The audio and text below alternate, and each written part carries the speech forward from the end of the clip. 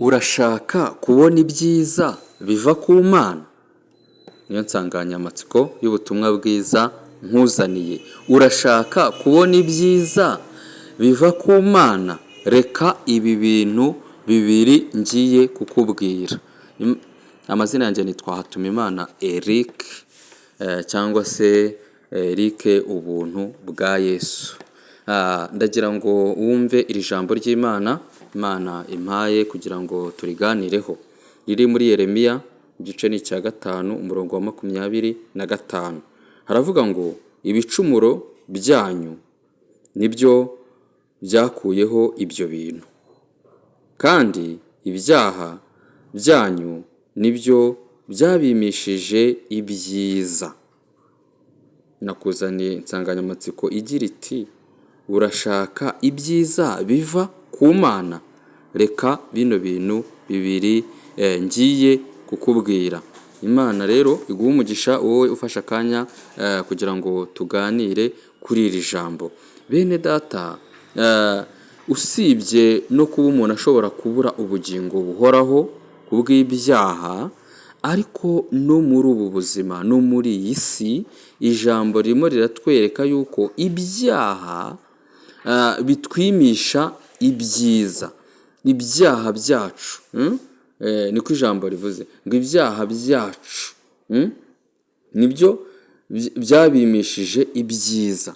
Rero hari imigisha tubura kubw'ibicumuro n'ibyaha, kubwo kugomera Imana, kubwo gukora iby'Imana idashaka no mu by'ubu buzima hano mu isi. Birakwiriye rero ko iki kintu tukimenya kugira ngo tubashe kwirinda icyaha, kuko kituzanira ibihombo no mu by'ubu buzima. Hari ibintu byiza twakabonye mu gihe turi mu nzira z'Imana, turi gukora ibyiza, hanyuma twakora ibyaha ahubwo tukabona ibibi. Bene data wowe unkurikiye, ni ukuri kugira neza kw'Imana kurahari. Kugira neza kw'Imana kurahari ku bantu bayubaha, ku bantu bakora ibyiza, ku bantu bakora ibyiza birinda ibyaha. Rero mwene data, ndakwinginze mureke dukizwe neza, mureke dukizwe neza, tumaramaze ku gato no ku kanini, kuko bizatuma tubasha kubona ibyiza tukiri hano kuri iyi si, ndetse tuzanagororerwe ubugingo buhoraho. Kuko icyerekana ko iri jambo ari iry'ukuri koko nuko ari ijambo ry'Imana, sinjye uri kubivuga, niko tubisomye muri Yeremiya. Noneho iyo unasomye urwandiko Pawulo yandikiye Abaroma, ugasoma igice cya 2 kugira ngo twumve koko dushimangire no ku yindi mirongo. Igice cya 2 wenda duka duhere ku murongo wa 7. Yego, duhere ku murongo wa 7. Aravuga ngo abashaka ubwiza n'icyubahiro no kudapfa babishakisha gukora ibyiza badacogora, izabitura ubugingo buhoraho. Haleluya. Gukora ibyiza, abashaka ubwiza n'icyubahiro babishakisha gukora ibyiza badacogora, Imana izabitura ubugingo buhoraho. Ariko ngo abafite imitima ikunda kwirema ibice nibumvire iby'ukuri, nibumvire mbese ijambo ry'Imana, ahubwo bakumvira gukiranirwa. Aho kumvira ijambo ry'Imana bakibera mu byaha, izabitura umujinya, mwabyumvishe, n'uburakari n'amakuba n'ibyago. Nibyo izateza umuntu wese ukora ibyaha, uhereye ku Muyuda ukagera ku Mugiriki. Muri kubyumva bene data? Ariko umurongo wa 10 hakavuga ngo ariko ubwiza n'icyubahiro n'amahoro nibyo izitura umuntu wese ukora ibyiza. Imana ishimwe. Ukora ibyiza uhereye ku Muyuda ukageza ku Mugiriki, kuko Imana itarobanura abantu ku butoni. Urumva abakora ibyiza, Imana ishimwe, izabitura icyubahiro, izabitura icyubahiro. Ariko ubwiza n'icyubahiro nibyo izitura umuntu ukora ibyiza. mwene data unkurikiye, ndakwinginze iri jambo uryumve. Niyo mpamvu nakuzaniye ijambo rivuga riti, insanganyamatsiko igira iti urashaka kubona ibyiza biva ku Mana? Nimba ushaka rero kubona ibyiza biva ku Mana, ndashaka kukubwira ibi bintu bibiri ukwiriye gukora, ubundi imigisha yawe igafunguka. Ibyo Satani yarekuriganije ukabibona. Waba ukiri hano muri iyi si, hari imigisha yawe, hari ibyiza ukeneye, hari ibyiza wemerewe, ariko ngo ibyaha byacu nibyo bituma tutabona ibyiza. Imana ishimwe cyane. Hanyuma rero mu bintu bibiri rero nifuzaga kukubwira byatuma ubona umugisha wawe. Icya mbere, ahari ushobora kuba unkurikiye utarizera. Nimba utarizera Yesu Kristo nk'umwami n'umukiza, ndakwinginze ukora iki kintu kizakuzanira ibyiza. Ni ugufata icyemezo ukamwizera. Byakozwe n'intumwa igice cya 3 umurongo wa 19. Byakozwe n'intumwa igice cya 3 umurongo wa 19. Reka tuhasome kugira ngo wumve icyo ukwiriye gukora kugira ngo ubashe kubona ibyiza. Imana ishimwe cyane. Byakozwe n'intumwa igice ni cya 3 umurongo wa 19. Haravuga ngo nuko mwihane muhindukire, ibyaha byanyu bihanagurwe, ngo iminsi yo guhemburwa ibone uko iza ituruka ku mwami Imana. Imana ishimwe cyane. Nuko mwihane. Imana ishimwe cyane. Hanyuma wasoma Matayo igice cya mbere, umurongo wa 21. Matayo igice cya mbere umurongo wa 21, haravuga ngo azabyara umuhungu uzamwite Yesu, kuko ari we uzakiza abantu be ibyaha byabo. Yesu iyo umaze fata icyemezo ukamwizera, wenda wowe nkurikiye utaramwizera, niwe uzagukiza, niwe uzakubabarira ibyaha, ndetse ni nawe uzakubashisha kureka ibyaha. Rero ikintu cya mbere cyatuma ubona ibyiza biva ku Mana, icya mbere ni ukwizera Yesu Kristo nk'umwami n'umukiza. Hanyuma icyo ni kimwe. Icya kabiri ni ukwirinda gukora ibyaha. Muri make, uwo wizeye uzakoresha uburyo bwose uzajya umwumvira mu byo akwigisha byose, uko ukwiriye kwitwara. Uwo mwami wizeye niwe uzagushoboza, niwe uzakubatura mu byaha. Ijambo ry'Imana rirambwira ngo nimwumva ijambo ry'Imana muzamenya ukuri, ngo kandi ukuri niko kuzagira gute? Kuzababatura. Yego, ukuri niko kuzababatura. Muri kunkurikira bene data, ukuri niko kuzagira gute? Kuzababatura. Ni ukuvuga ngo iyo umuntu agikora ibyaha aba ari imbata y'ibyaha, kandi umuntu abaturwa muri ubwo bubata no kumva ijambo ry'Imana, akaryumvira, agakora icyo rimwigisha cyangwa se icyo rimutegeka. Icyo gihe urabaturwa rwose. Rero Kristo afite imbaraga zo kugukura mu byaha. Afite izo mbaraga rwose. Nanjye ndi umugabo wo kubihamya ko Yesu afite izo mbaraga. Rero Imana itanga amahoro iguhe umugisha.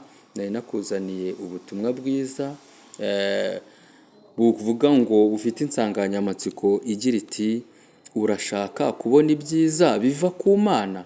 Reka izere Yesu, numara kumwizera agushoboze kureka ibyaha, kuko twasomye muri Yeremiya igice cya 5 umurongo wa 20 na gatanu hatubwiye ngo ibyaha byacu nibyo bitubuza kubona, nibyo bituma tutabona ibyiza.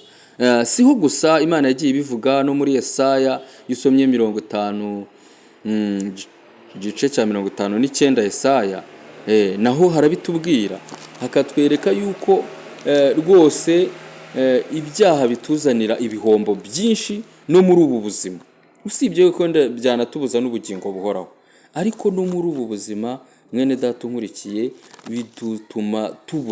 bituma tubura ibyiza twakabonye ku Mana. Haravuga ngo dore ukuboko k'Uwiteka ntikwaheze ngo kunanirwe gukiza, n'ugutwi kwe ntikwapfuye ngo kunanirwe kumva, ngo ahubwo gukiranirwa kwanyu niko kwabatandukanije n'Imana yanyu, n'ibyaha byanyu nibyo biyitera kubima amaso ikanga no kumva. Murumva bene data, ukuboko k'Uwiteka ntikwaheze ngo kunanirwe gukiza. Imana ishimwe. Ntikwaheze ngo kunanirwe gukiza, n'ugutwi kwe ntikwapfuye ngo kunanirwe kumva. Urumva ngo ahubwo, ndagira ngo iri jambo ryumve, ngo ahubwo gukiranirwa kwanyu niko kwabatandukanije n'Imana yanyu. Imana itubabarire. N'ibyaha byanyu nibyo biyitera kubima amaso ikanga no kumva. Imana itubabarire. Imana itubabarire twumve aya magambo. Uku ni ukuri kw'ijambo ry'Imana. Mwene data rero, wowe wagira ubuntu bwo kumva buno butumwa bwiza, witekerezeho ibyo ukora, waba uri ku kazi, waba uri mu rugo, mu muryango, muri famiye, aho ugenda hose, waba uri ku ishuri, ahantu hose, ndakwinginze witekerezeho kugira ngo utakomeza kubura ibyiza, kandi tubyemerewe muri Kristo Yesu, rwose tubyemerewe. Naguha ijambo ry'Imana rigiye ritandukanye rigaragaza ko rwose iyo turi gukora ibyaha no muri ubu buzima, usibye ko byatubuza no kujya mu ijuru tukazarimbuka, ariko no muri ubu buzima twibuza amahirwe, twibuza ibyiza, twibuza umugisha, tubona ibihano bituruka kutumvira Imana, bituruka mu byaha, kumvira Satani. Kuko no muri Yesaya igice cya 3 naho hari ijambo ribigaragaza. Igice cya 3 umutwe w'amagambo uravuga ngo amakuba azanwa n'ibyaha. Muranyumvira bene data? Amakuba azanwa n'ibyaha. Urumva azanwe n'ibyaha ntabwo aturutse ku Mana. Ni amakuba azanwa n'ibyaha, ngo abakobwa b'i Yerusalemu bahanwa. Urumva nk'aya makuba mu by'ukuri ni umuntu yiteye kubwo kugomera Imana, kwimura Imana akigira mu bibi, kubwo kutizera Imana, kubwo kutizera Yesu Kristo ngo agushoboze kuva mu bibi, bitumye ubona amakuba. Ngo dore Uwiteka umwami nyiringabo yanyaze ab'i Yerusalemu n'Abayuda icyari kibatunze n'icyo bari bishingikirijeho, umutsima wose n'amazi yose byabatungaga. Wabyumvishe mwene data?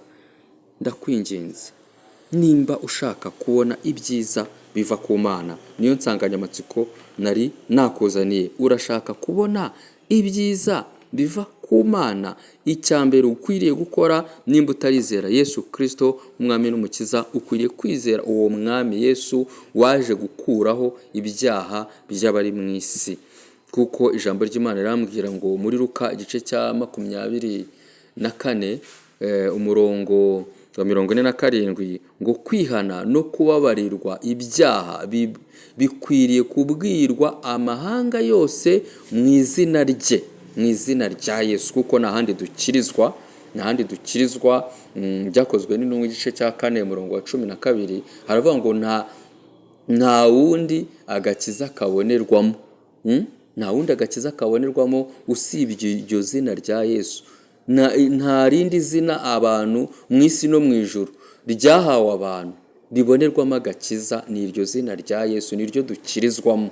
Rero nimba nkurikiye ukaba utarizera Yesu Kristo nk'umwami n'umukiza, iryo zina ribonerwamo agakiza, urafata intambwe, ufata icyemezo, umwizere. Nimba wumvisha ubu butumwa bwiza bukaba butsinze umutima wawe, rwose wabikora uri mu rugo iwawe, si ngombwa ngo uri ku rusengero, cyangwa se wagambirira kujya mu itorero runaka ushaka, wiyumvamo, abakozi b'Imana akakurambikaho ibiganza basizwe ayo mavuta, ugafata icyemezo, ugatangira kwigira umubatizo, ukabatizwa, ikimenyetso cy'uko koko wizeye uwo mwami. Ariko icy'ingenzi ni ukumva mu mutima wawe, nubwo waba uri ku buriri ukavuga ngo ngiye kwihana, mwami nanjye ndakwakiriye, mu by'ukuri ubikuye ku mutima, waba ubaye umwana w'Imana. Icyo kintu cyatuma uzabona ibyiza ukiri hano kuri iyi si, ndetse ukaburokoye n'ubugingo bwawe, ukazabona ubugingo buhoraho. Icyo ni kimwe. Ikindi cya kabiri n'ubundi tugikura kuri uwo mwami twizeye, nicyo kwanga icyaha, kudakora icyaha, kabone nubwo kaba ari akantu gato. Ukwiye gutinya icyaha, kuko nicyo cyazanye Yesu kugira ngo adukize ibyaha. Apfa urupfu rubi, arababazwa ku musaraba, aterwa imisumari, akubitwa inkoni ibiboko, azirikwa ikamba ry'amahwa. Uriya mubabaro Yesu yagize no gushinyagurirwa ni ukubera icyaha. Mwene data unkurikiye, wowe wizeye rero, birakwiriye ko wumvira uwo wizeye ukirinda icyaha. Icyo nizera ntashidikanya, ndabihamya rwose, nkurikije njyewe Eric wa kera ntarakizwa cyangwa ntarizera Kristo, na Eric uyu wizeye, harimo itandukaniro rinini mu migendere, mu mico, mu myifatire, mu mvugo, mu kantu kose. Yesu ari kugenda ankoraho ku kantu kose. Kandi uko dukomeza kuba mu ijambo rye, ko dukomeza kugira inyota yo gusenga, kuba mu by'Imana, Yesu akomeza kutweza ukuri, ari ryo jambo ry'Imana, rikomeza kutubatura, tukava mu bubata bw'ibyaha, tukanesha kubw'imbaraga z'Imana. Rero nkuzanira ijambo rivuga ngo urashaka kubona ibyiza biva ku Mana, izere Yesu. Icyo ni kimwe. Ikindi cya kabiri, wirinde icyaha n'igisa nacyo, ubishobojwe na Kristo wizeye. Imana itanga amahoro ibaho umugisha. Mwakurikiraga Eric Hatungimana cyangwa se Eric ubuntu bwa Yesu. Ushaka kunkurikirana, wankurikirana kuri YouTube channel yitwa Eric ubuntu bwa Yesu. N'ubuntu bwa Yesu nagirewe.